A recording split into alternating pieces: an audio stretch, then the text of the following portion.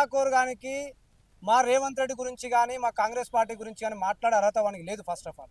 కానీ ఈ సందర్భంగా మేము యావత్ తెలంగాణ ప్రజలందరి తరపున ఒక సవాల్ విసురుతా ఉన్నాం, ఒకటి గట్టిగా చెప్తున్నాం కేటీఆర్కి, కేసీఆర్ కానీ హరీష్ రావు కానీ. ఫస్ట్ నీ ఇంటి సంసారం చక్కదిద్దుకో. నీ ఇంటి సంసారంలోనే నువ్వే నీ తోడబుట్టిన చెల్లెనే తిట్టినోనివి, నీ తోడబుట్టిన చెల్లెను పార్టీలోకి వెళ్ళి బయటకు పంపించినోనివి. నీ చెల్లె లేకపోతే వాస్తవానికి నీ జాగృతి లేదు, నీ టీఆర్ఎస్ పార్టీ లేదు.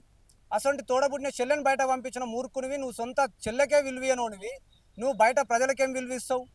ఇవాళ రేవంత్ రెడ్డి గురించి మాట్లాడే స్థాయి అయితే నీది కాదు. కేటీఆర్ బతుకేసొంటిది. ఆయన అమెరికాలో అంటుదోముకొని బతికిన పుండాకోరు గాడు కేటీఆర్ గాడు. రబ్బర్ చెప్పులు వేసుకొని పారగన్ చెప్పులు దిక్కు దివానం లేని పుండాకోరు గాడు హరీష్ రావు గాడు. గిసోంటి పాల్తుగాలు మాట్లాడాడు మా రేవంత్ రెడ్డి గురించి మాట్లాడితే మేము ఈరోజు బాటా చెప్పులు వేసుకున్నాం బిడ్డ బాడుకోగాలు, బాటా చెప్పు నానబెట్టి కొడతాం లంబడి కొడుకులారు. ఇంకోసారి రేవంత్ రెడ్డి గురించి మాట్లాడితే, రేవంత్ రెడ్డి లాంటి ముఖ్యమంత్రి ఆనాడు వైఎస్ఆర్ని చూసినాం, ఇవాళ రేవంత్ రెడ్డిని చూస్తున్నాం. కాంగ్రెస్ పార్టీ ఏ రోజు కూడా ఎక్కడ కూడా ఎవరికి కూడా అన్యాయం చేయాలి, దోసుక తినాలన్న ఆలోచన కాంగ్రెస్ పార్టీలో ఏ ఒక్క లీడర్ కూడా ఉండదు.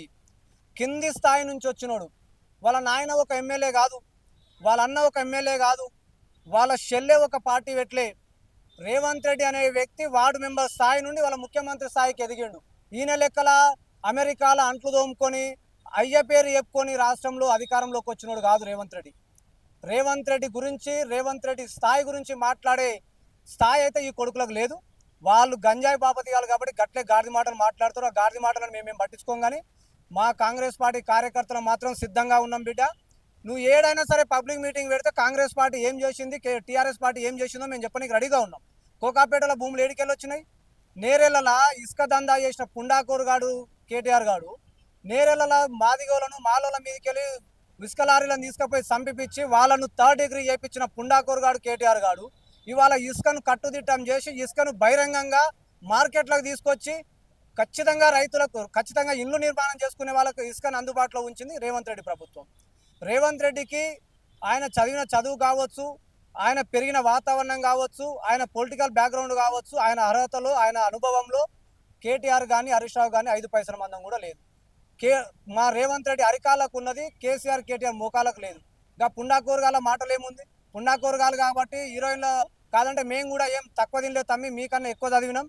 నువ్వు చదువుకున్న అమెరికా పక్క పొంటే లండన్లో చదువుకొని వచ్చిన వాళ్ళం. మేము కూడా చెప్పులు ధీటుగా పెట్టుకొని రెడీగా ఉన్నాం. ఇంకోసారి రేవంత్ రెడ్డి గురించి కానీ కాంగ్రెస్ పార్టీ గురించి కానీ ఇష్టం వచ్చినట్టుగా మాట్లాడితే మాత్రం ఏడ కనిపించిన చెప్పులతో కొడతామని ఈ సందర్భంగా తెలియజేస్తా ఉన్నాం. Subscribe us and press the bell icon for more interesting updates.